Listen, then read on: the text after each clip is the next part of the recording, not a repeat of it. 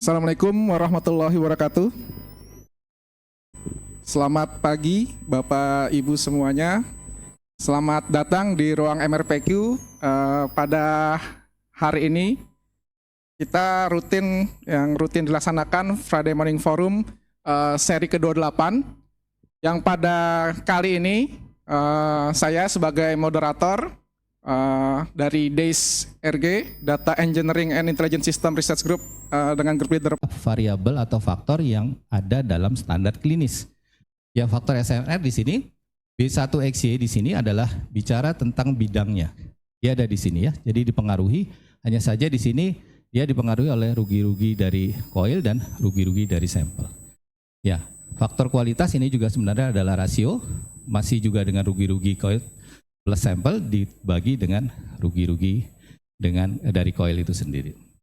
Nah, dalam RF coil yang klinis tadi ada preamplifier.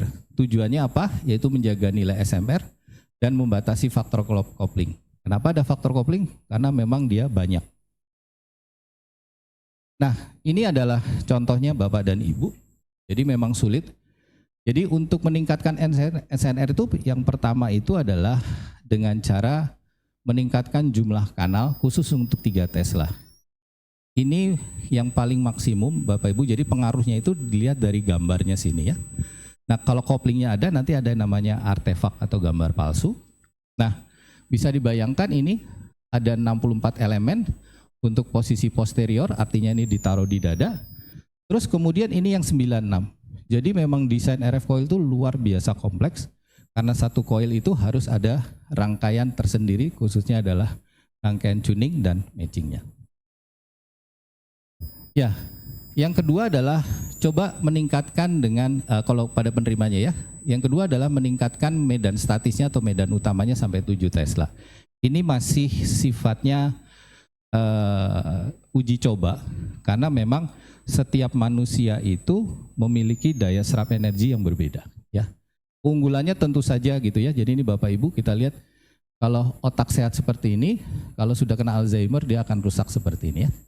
Dan salah satunya karena kuatnya sampai 7 Tesla, dia mampu menampilkan citra fungsional biokimia dan fisikokimia ya. Nah, ini adalah contohnya dia untuk kardiak, dan yang di sini yang perlu diperhatikan bagaimana mereduksi SAR. Dan ini menjadi problematik sendiri karena seperti tadi saya sampaikan bahwa setiap manusia memiliki karakteristik serapan energi yang berbeda. Nah, saya masuk dibuat seperti ini gitu ya. Nah, karena saya penelitiannya biomedis, saya ada di grupnya antena gitu kan. Kalau di grup antena kan modelnya kayak iklan teh botol, apapun makanannya, minumannya teh botol. Apapun risetnya ujung-ujungnya microstrip kan begitu. Jadi saya ada kumpulan di sana, ya sudah saya coba gitu ya. Jadi penelitian pertama ini saya coba dengan dual resonan, ya kan. Bentuknya seperti ini dan hanya simulasi, ya. Dan simulasi kami memerlukan namanya lampet elemen, ya. Semua sudah tersedia ada dalam software CST dan ini hasilnya, ya ini adalah untuk SAR-nya dan ini adalah frekuensi operasinya. Jadi kalau di MRI itu ada istilah Larmor frekuensi. Jadi frekuensi putaran dari proton. Nah, itu ditembakkan dengan RF coil yang frekuensinya harus sama dengan frekuensi Larmor. Nah, ini sudah dipublish dan kebetulan waktu kami melakukan desain, kami mendapatkan ini nggak sengaja model Phantom, karena di model Phantom ini harusnya tidak merupakan kesatuan, jadi harusnya beli, tapi kebetulan kami dapat. Jadi skenarionya kira-kira seperti ini. Ini simulasi. Ya, kalau simulasi apa aja bisa dilakukan. Nah, sekarang sesuai dengan arahan. Jadi ini sebenarnya yang kami ingin share, yaitu prosesnya, Pak. Jadi kalau simulasi semuanya lancar. Ya, ternyata ini ada 3. Karena bahannya microstrip. Microstrip itu kan didesain untuk frekuensi tinggi. Kalau dia didorong untuk ke frekuensi yang rendah, 64 sama 128 MHz, maka otomatis akan terjadi di mana ini kan kalau microstrip ini ada resonator, terus ada bagian substratnya, maaf saya tidak tampilkan, dan bawahnya itu ada ground plate-nya. Ya, karakteristik dari muatannya, kalau frekuensinya rendah, itu akan membuat si muatan itu tidak cukup untuk menyusun. Sehingga selalu kalau dibuat realisasinya, dia tidak bisa. Kalau teman-teman dari grup antena, karena dia mendesain untuk frekuensi kerjanya skala gigahertz, maka ukurannya kecil. Dan itu dia bisa berperilaku seperti saluran transmisi. Ini kita sudah fabrikasi, jadi modelnya ini seperti ini. Makanya saya berani bilang novel design karena model ini walaupun ada, tapi yang lain kan tertutup, kami terbuka.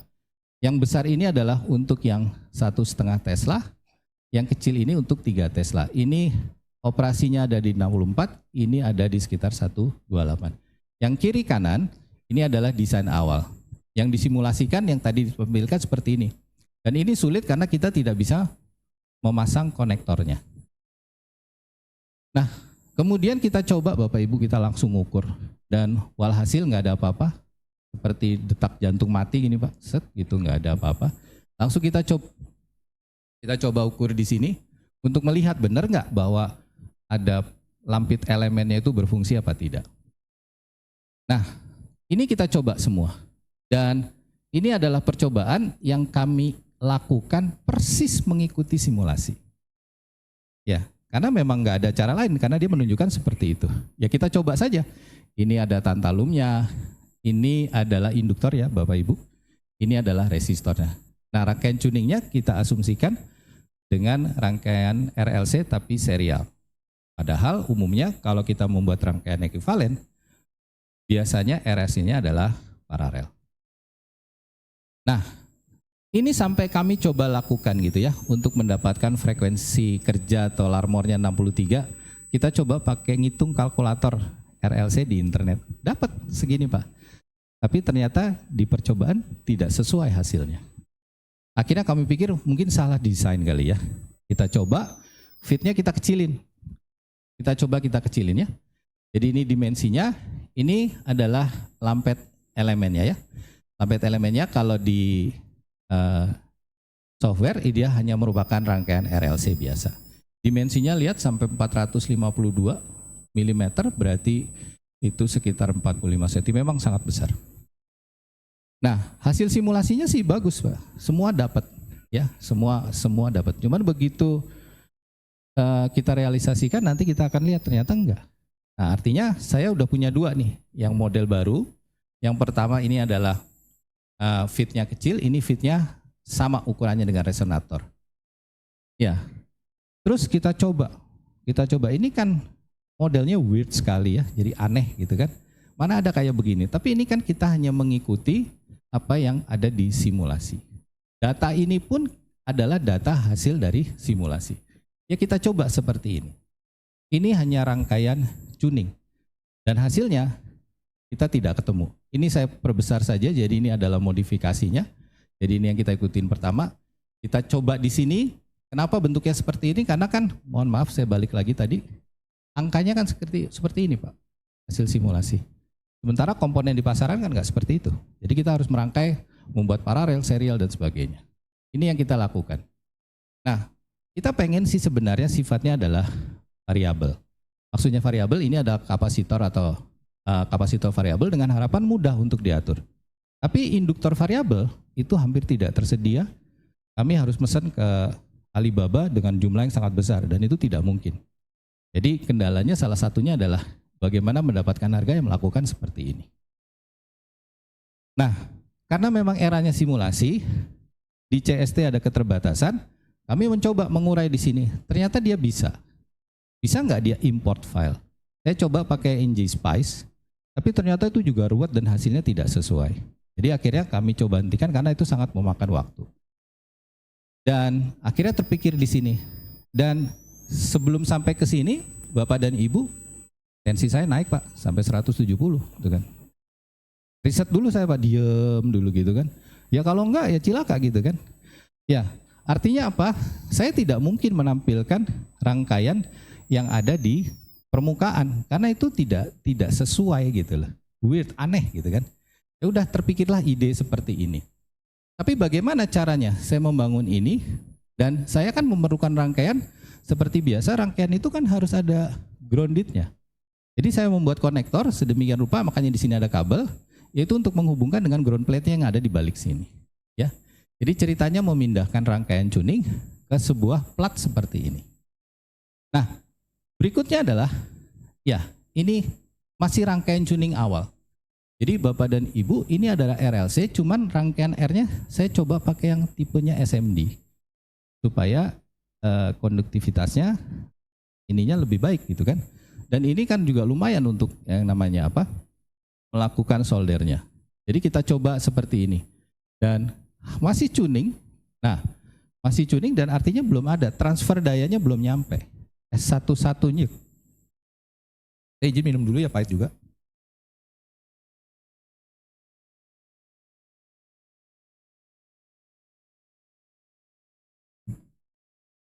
Ya, mohon maaf Bapak Ibu.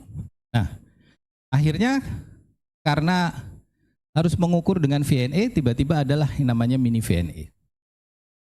Bapak Ibu, mini VNA ini masih yang lama, bukan yang baru sekarang. Yang baru sekarang enak. Saya harus cari dulu softwarenya. Saya butuh 2 bulan untuk ini bisa jalan. Ya, ya ini kita coba. Sebenarnya hanya seperti ini saja, jadi dia dikonekkan seperti ini Pak. Dan ini yang terus terang aneh. Karena saya belum pernah lihat model seperti ini. Kemudian, kalaupun iya tidak ada transfer daya, berarti saya membutuhkan rangkaian matching. Rangkaian matching itu ada 3 tipe Pak. Ada L, ada P, dan ada T. Saya ngambil tipe L yang paling sederhana. Tapi masalahnya kombinasinya ada 4. Jadi saya harus mencoba nanti. Entah C-nya yang di sini, L-nya yang di sini, atau C-nya yang di sini, L-nya di sini, atau L-nya di sini, C-nya di sini, atau C-nya di sini, L-nya di sini dengan harga yang berbeda. Jadi trial and error-nya memang luar biasa. Nah, akhirnya kita coba dulu di sini. Rangkaian pertama kita coba apa? Pasang dululah kapasitornya. Jadi saya ngambil dari skema tipe L2. Ini saja dalam melakukan solderingnya harus hati-hati Pak. Seringkali dia nyambung. Bapak Ibu, saya cuma sharing cerita ya di sini. Nah, ini adalah, maaf, ini hasil dari VNA tadi, mini VNA ya. Nah, ternyata sudah mulai nih terbentuk, walaupun di sini ada yang namanya stray resonan istilah kami. Nah, ternyata dari mana stray resonan ini? Ternyata ini kalau kakinya panjang, tahanan, dia berfungsi sebagai antena. Jadi ini harus dipotong juga. Frekuensinya sudah tercapai. Return loss-nya juga sudah jauh lebih baik, artinya ada power transfer. Nah, kemudian kami harus comparing Pak dengan VNA yang ada di lab. Dan ternyata memang tidak berbeda jauh. Gitu ya. Jadi VNA yang ada di kami pakai sebagai uji coba, hasilnya juga tidak berbeda jauh. Nah, permasalahannya kan saya ada 2, 1,5 dan 3. Jadi saya harus bikin lagi, gitu kan? Dan karena ini jelimet, saya coba ke sini Pak. Saya coba dulu pakai breadboard lah. Ya karena kan harus nyolok sana, nyolok sini segala macam. Pokoknya ini risetnya tradisional banget lah. Gitu lah. Ya. Dan ketika dipindahkan, lain lagi ceritanya Pak, hasilnya. Ini yang sangat memerlukan waktu yang cukup lama dalam penyelesaiannya. Nah, ini kita coba semua ya Pak ya. Jadi bentuknya udah nggak karu-karuan, satu persatu kita pindahkan ke sini. Ini ngelewer sana, ngelewer sini karena memang kita masih sifatnya adalah uji coba. Sudah, dan kemudian kita dapatkan juga hasilnya sama, dia udah 127. Di sini dia 63. Ini adalah hasil menggunakan mini VNA. Nah, kemudian kita lihat di sini dengan VNA dan hasilnya juga tidak terlalu jauh beda. Di sini ada, di sini juga ada ya. Frekuensi alarmnya sekian dan return loss-nya sekitar minus 20 karena standar minimalnya dia adalah minus 10. Nah, Bapak Ibu, kemudian percobaan selanjutnya adalah gimana kalau dia bisa dipancar. Karena kami kan sulit untuk masuk ke rumah sakit. Karena rumah sakit izinnya luar biasa susah. Belum lagi koneksinya bagaimana. Ya sudah, kita cobalah menggunakan RF amplifier di sini ya.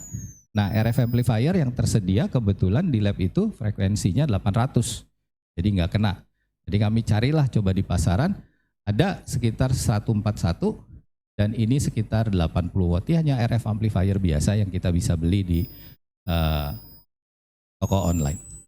Nah, kami menguji dulu di sini dengan generator frekuensi 64 dengan outputnya, artinya bahwa ini bisa bekerja nggak sesuai dengan ini. Dan ternyata memang ada sih, dari sebelum memakai RF itu 53, sesudah sampai 77, tapi juga masih terlalu kecil. Saya melihat bahwa ini belum bekerja sepenuhnya. Nah, akhirnya kita coba lagi di sini. Kita lakukan lagi langsung dengan RF coilnya. Ya, terus kita coba dulu bahwa dia bekerja dengan 64 dan ini kita lakukan, cuman masalahnya tetap nggak bekerja. Kenapa? Karena dalam relay ini ketika kami bongkar untuk RF coil ini ada relaynya. Relay ini hanya bekerja dengan suplaian tegangan tertentu. Terus kami juga mencoba dengan RF amplifier yang sederhana yang kami beli, ini hanya 2 watt. Tapi ternyata ini belum bisa sepenuhnya karena kami kurang untuk power supply-nya masih kurang. Jadi ini masih dalam istilahnya tahapan selanjutnya. Nah, ini mohon izin Prof. Eko, jadi kami ada keberuntungan, kami submit paper kami diakses tanggal 12 dan sudah ada notification tanggal 3 Oktober dan kami ada revisi minor saja. Jadi ini yang perlu kami sampaikan. Terima kasih. Ya, proses penelitian lanjutan keduanya intinya sensitivitas Bapak dan Ibu. Ya, jadi bagaimana membuat RF coil itu sekarang menjadi RF coil yang sedekat mungkin dengan sampel. Jadi dia harus fleksibel. Ya, jadi kalau kita perhatikan di sini dari formulasinya udah kelihatan. Ya, ada beberapa sini kayak konstanta Boltzmann segala macam, terus ada untuk perhitungan noise-nya. Tapi kita mau mencoba. Kalau kita menggunakan penambahan unsur eksternal, maka tentu saja ada pemakaian struktur materi dan ini adalah riset tersendiri. Bahan permitivitas yang tinggi ini juga kadang-kadang menjadi hal yang sulit karena kita yang diutamakan adalah medan magnetnya. Nah, yang riset berikutnya adalah kami coba gunakan konduktor cair Bapak dan Ibu, yaitu menggunakan gallium indium. Kenapa gallium indium? Ini logam cair yang tidak beracun. Sebenarnya sudah ada penelitian sebelumnya menggunakan RF coil menggunakan logam cair, tapi dalam hal ini adalah air raksa pada tahun 86. Hanya saja resistivitasnya tinggi sekali sehingga dia tidak dilanjutkan. Dan ini adalah langkah-langkahnya. Idealnya sih memang pengennya sampai ke MRI ya Bapak Ibu. Ini idealnya. Tapi kami baru sampai ke sini saja dulu untuk melakukan optimasi. Jadi percobaan yang kami lakukan adalah kami mendesain dulu Pak. Ya, cuman ini kami tidak melakukannya di CST karena waktu itu kami belum tahu. Kami menggunakan SolidWorks. Filenya kita import. Yang namanya simulasi kita bisa bentuk saja di sini. Ada lingkaran. Kita bentuk dengan kotak atau kita bentuk dengan yang sebelumnya. Di sini adalah hexa dan tetap dia ada di sini. Dan ternyata setelah kita coba lakukan, ini detailnya ya Pak ya. Jadi ini nanti adalah kayak selang gitu ya. Nanti diisi dengan logam cair. Terus kemudian ini nanti dia dibungkus dan di sini ada port tembaganya. Nanti yang ini akan dihubungkan dengan, hanya saja saya sedang memikirkan karena pengalaman setelah saya lihat kalau seandainya logam apapun bersentuhan dengan gallium, dia akan keropos. Jadi ini perlu dipikirkan nanti supaya dia bisa awet. Nah ini adalah hasil simulasinya dulu dan ternyata mencari frekuensinya kami bentangkan. Ternyata belum sesuai, di sini masih skalanya giga. Jadi kalau di sini dibentuk lingkaran dengan lebar diameter sampai 75, 125 ternyata belum. Dan ini juga masih belum dan kalau tidak salah ini sudah sampai 500 Pak, jadi besar sekali. Ya, baru bisa sampai 1000.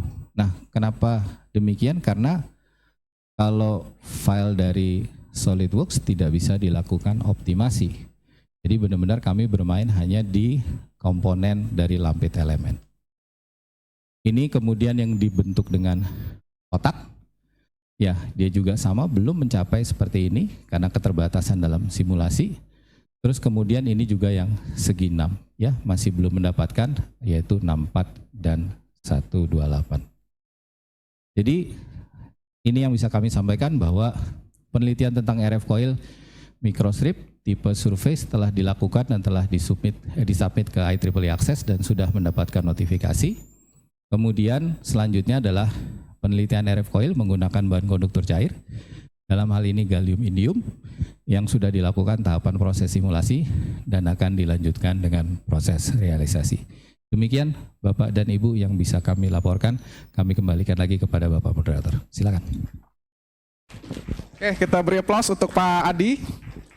Cukup menarik presentasinya, perjalanannya cukup panjang dan berliku. Ya, dari mulai simulasi sampai fabrikasi ternyata ada beberapa hal yang harus dilakukan dan tidak mudah, ya, tidak semudah itu Pak Adi. Gitu ya. Ya, baik rekan-rekan dan Bapak Ibu semuanya, silakan jika ada pertanyaan dari presentasi Pak Adi ini, untuk waktu kami persilakan jika ada yang mau bertanya. Oke, Pak Irfan.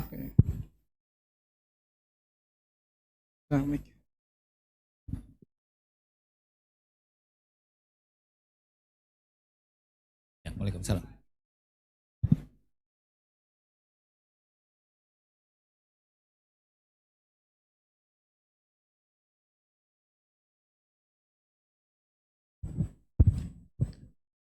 Terima kasih. Ini kan penelitiannya Pak Adi dari sisi antena RF, namun berkaitan dengan kesehatan ya Pak. Karena ini aplikasinya di MRI. Nah, dalam hal perancangan atau pembuatan antena tersendiri itu Pak, ada batasan-batasan tertentu nggak Pak? Karena nantinya kan dipakai untuk MRI. Mungkin itu Pak pertanyaannya. Terima kasih. Baik, terima kasih Pak. Itu pertanyaan yang sama oleh reviewer Pak. Jadi Bapak udah bisa jadi reviewer jurnal. Ya, memang terus terang gini Pak. Kalau tadi saya paparkan, kalau memang itu mau di-applied, ini kan masih jauh ya Pak ya. Ini kan eskalasinya riset. Sementara kan kita dalam studi S3 itu kan mencari novelty. Ya, memang saya tidak menjelaskan secara rinci apa yang saya lakukan di jurnal gitu Pak. Jadi setelah saya lihat itu pemakaian microstrip ya Pak sebagai salah satu material yang dipakai untuk RF coil itu nggak banyak Pak. Saya cuma sekitar dapat 23 referensi. Nah, ada 2 referensi yang saya katakan saya ngikutin dia. Ya, itu adalah sebuah paper dari Magnetic Resonance Medicine Q1 Pak tahun 2002. Itu dia mendeklar bahwa bisa Pak. Tapi dari paper itu ternyata dia tidak berani menunjukkan S1-1-nya. Saya udah coba Pak simulasinya, gagal dia. Terus ada lagi 2008, dia meniru yang 2002. Dan ditaruh di low field Pak. Kalau saya kan memang dicoba di clinical. Jadi ceritanya dicoba di clinical. Dan ternyata dia juga tidak bisa menunjukkan. Itulah sebabnya kenapa kami cepat dapat notifikasi karena memang hampir kompetitornya hampir nggak ada Pak. Tapi kalau misalnya tadi Bapak nanya, apakah nanti diterapkan? Rasanya masih jauh Pak, karena ukurannya terlalu besar. Ya, resonatornya juga harus dirapatkan dan itu menjadi riset tersendiri. Terus kemudian kalau memang harus diminiaturisasi, wah itu satu riset tersendiri. Begitu Pak kira-kira jawabannya. Terima kasih Pak. Bagaimana Pak Irfan? Silakan Bapak Ibu jika ada pertanyaan lagi.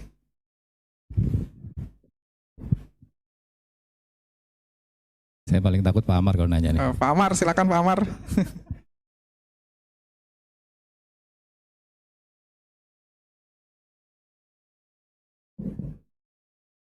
Ini Pak, memang perkembangan masing-masing dari produsen itu ada yang tajam di RF, lebih RF, ada yang lebih di gradien, ada bahkan di magnet.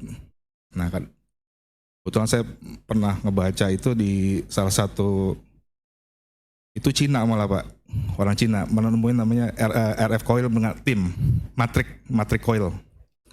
yang terbaru itu matrik itu bisa ya dengan 128 channel itu.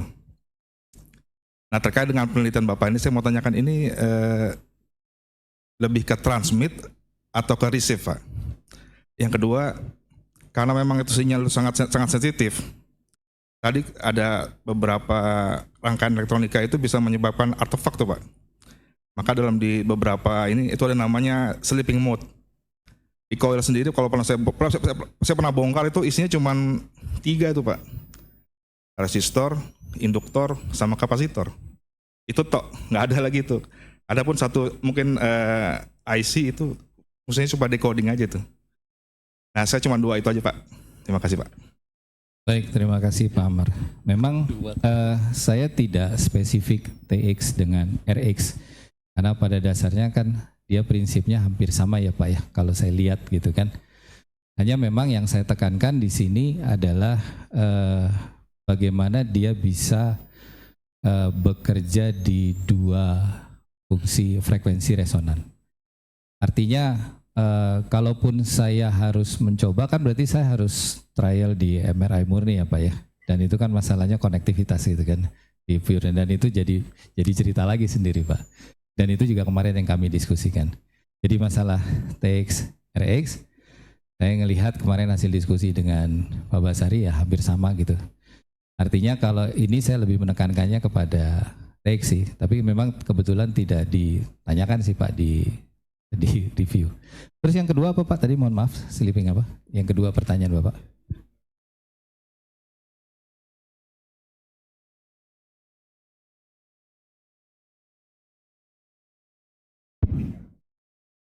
Oh iya, ya memang kan prinsip kerjanya kayak gitu ya Pak ya. Ya, memang kan prinsip kerjanya seperti itu kan, tidak langsung continue kan Pak, dia kan pulse kan. Jadi kan modelnya seperti itu. Nah, kalau yang tadi Bapak itu kan itu sudah applicable Pak. Saya belum nyampe ke sana jujur aja Pak gitu. Kira-kira gitu Pak Amar jawabannya. Makasih Pak. Terima kasih Pak Adi. Silakan Bapak Ibu jika ada lagi. Pak Arsad, silakan. Iya, terima kasih Pak Adi dan Mas Hapsoro. Izin bertanya Pak, saya ucapkan selamat gitu sudah mendapati notifikasinya ya Pak ya, semoga lancar. Mungkin satu pertanyaan saja Pak Adi, mungkin saya orang awam di bidang antena. Nah, pertanyaannya adalah kenapa bentuknya seperti itu Pak? Inspirasi dari mana bentuknya seperti itu, segi 8 seperti itu? Apakah trying error atau seperti apa gitu ya? Dan kenapa jadinya cocok dengan hasil pengukurannya gitu ya? Itu Pak, terima kasih banyak. Wassalamualaikum warahmatullahi wabarakatuh. Baik, terima kasih Pak Arsyad. Iya, pertama soal bentuk ya Pak ya. Kan bentuk yang umum itu lingkaran. Terus yang umum lagi kan rektangular. Ya, memang ada beberapa sih Pak. Kalau di antena ya Pak, itu menggunakan heksa.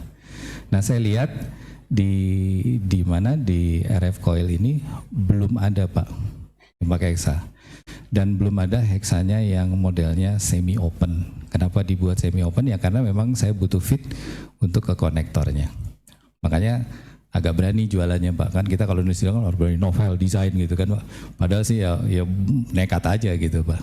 Jadi intinya adalah pemilihan bentuk gitu ya Pak ya, pemilihan bentuk. Bukan karena dia, saya memang mencari Pak, kenapa ternyata memang distribusinya agak berbeda.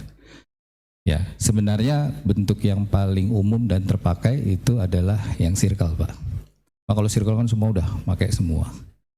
Nanti kalau dilihat kan bagaimanapun kan kesan pertama begitu menggoda ya Pak. Terserah, selanjutnya kan terserah gitu kan. Jadi saya ngelihatnya ke situ dulu. Kira-kira gitu Pak jawabannya. Terima kasih. Baik, ada lagi Bapak Ibu? Pertanyaan cukup menarik tentang antena dan microstrip ya Pak Adi ya. Sama prosesnya Pak Adi dalam mencari kecocokan antara simulasi dan fabrikasi tadi.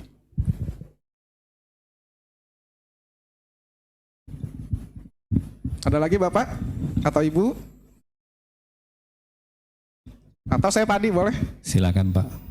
Baik Pak Adi, saya juga orang awam terkait ini. Mungkin sederhana Pak Adi, kenapa idenya RF coil ini pada MRI gitu? apakah ada alat medik lainnya yang bisa dikembangkan selain MRI? Terima kasih Pak Adi. Ya, terima kasih. Ini jadi cerita nih Pak gitu kan. Jadi waktu daftar S3 itu memang saya niatnya itu mau ke kesehatan lah, gitu kan. Soalnya kalau saya ke telekomunikasi rasanya udah ngap gitu ya Pak. Lihat antena udah kayaknya nggak sanggup gitu ya, udah banyak banget gitu kan. Nah saya ngelihat kalau di kesehatan itu pertama adalah waktu itu ya Pak sebelum kena COVID. Terus terang Indonesia itu tidak punya kemandirian di alat kesehatan. Itu yang pertama. Kemarin kan kita bisa lihat bahwa UI boleh bangga dengan Koven ya Pak ya, yang dibuat oleh pembimbing saya. Dan itu merupakan satu terobosan ya Pak. Karena pemerintah tahun 2025, itu Pak Amar juga tahu, itu akan mengeluarkan satu peraturan kemandirian dari alat-alat kesehatan. Dan saya pikir ini kan potensi besar ya. Nah kalau untuk masalah di MRI ini karena saya diskusi sama Pak Bas, ya sudah ini aja Pak di RF Coil. Dan kayaknya yang neliti RF Coil di Indonesia saya cari, ya rasanya cuma saya doang deh Pak. Makanya nggak punya, makanya babak belur. Itu aja. Terima kasih Pak Adi. Jadi inspirasinya ya Pak ya dari kesehatan itu. Terima kasih Pak Adi. Bapak Ibu silakan jika ada lagi.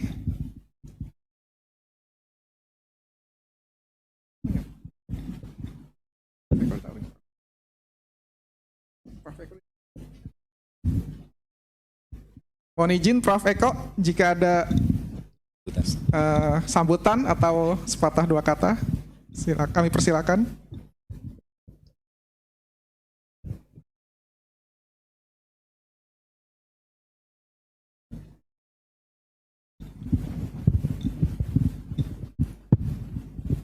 Ya baik, terima kasih. Assalamualaikum warahmatullahi wabarakatuh. Ya, pada mahasiswa S3 ya yang hadir pada acara pagi hari ini. Ya jadi apa yang harus saya sampaikan ini ya?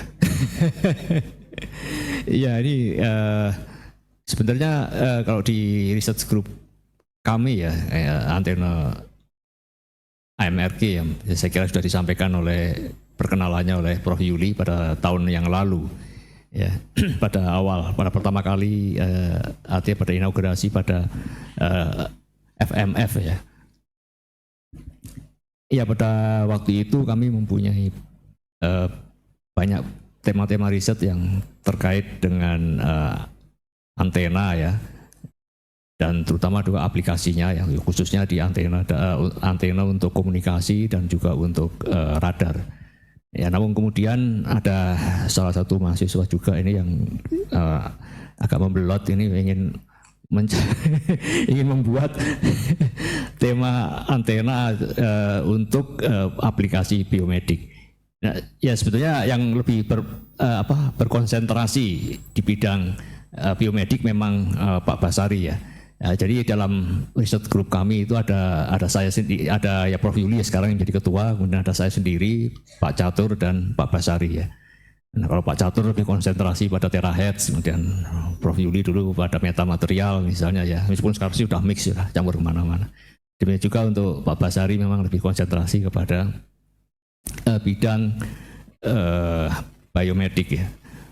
Bukan hanya terkait dengan MRI, tapi dulu juga pernah mencoba untuk membuat yang model apa itu menggunakan cangkang itu ya, yang model MRI yang menggunakan cangkang. Tapi itu terlalu besar dan ingin supaya bentuk MRI-nya itu menjadi lebih apa istilahnya compact gitu, lebih compact dan itulah yang sedang dikerjakan oleh Pak Adi Mahendra. Dan kita berharap ya ini sudah mencapai hampir mendekati titik akhir, jadi harus segera diselesaikan tema tersebut. Dan juga untuk nanti Bapak Ibu sekalian ini yang ada di ruangan ini yang juga sedang melakukan penelitian ya coba lah waktu melakukan penelitian dilakukan dijadwalkan sebaik mungkin ya sehingga bisa melaksanakan kegiatan penelitian dengan tepat waktu. Ya, saya kira itu sih. Jadi saya kira baik ini pertemuan-pertemuan mingguan ini sebenarnya lebih kepada sharing pelaksanaan daripada kegiatan penelitian ya, bukan hasilnya seperti apa, tapi pada apa yang dikerjakan. Jadi kendalanya apa mungkin ya, yang penting ya, untuk nanti dan bagaimana mencari solusi dari kendala tersebut. Nah, itu yang saya kira, dan juga menjaga momentum. Ya dengan begini kan kita tergugah terus untuk oh ya saya sedang sekolah ini, saya sedang melakukan penelitian gitu kan. Nah kalau misalkan tidak ada acara seperti ini, tiba-tiba lupa sudah akhir semester, itu yang sering terjadi Pak. Dan itu yang menyebabkan bahwa kegiatan penelitian kita itu jadi panjang waktunya ya. Ya saya kira nggak banyak Pak. Ya yang penting di situ ya yang harus dilaksanakan. Ya. Demikian saya kira cukup. Assalamualaikum warahmatullahi wabarakatuh. Waalaikumsalam warahmatullahi wabarakatuh. Terima kasih untuk Prof. Eko untuk AMRG-nya. Sambutan untuk Pak Adi ini cukup menarik. Kita beri aplaus sekali lagi untuk Pak Adi. Sukses Pak. Semoga kami ikut jejak-jejak Bapak ini untuk semangatnya, terutama untuk submit ya Pak ya. Karena itu cukup menarik di Q1 yang menjadi momok katanya gitu Pak. Terima kasih. Baik, dengan berakhirnya paparan tadi, kami mengakhiri kegiatan FMF pada Jumat kali ini. Saya ucapkan terima kasih atas kehadiran Bapak Ibu semuanya. Billahi taufik walhidayah. Wassalamualaikum warahmatullahi wabarakatuh. Selamat pagi semuanya.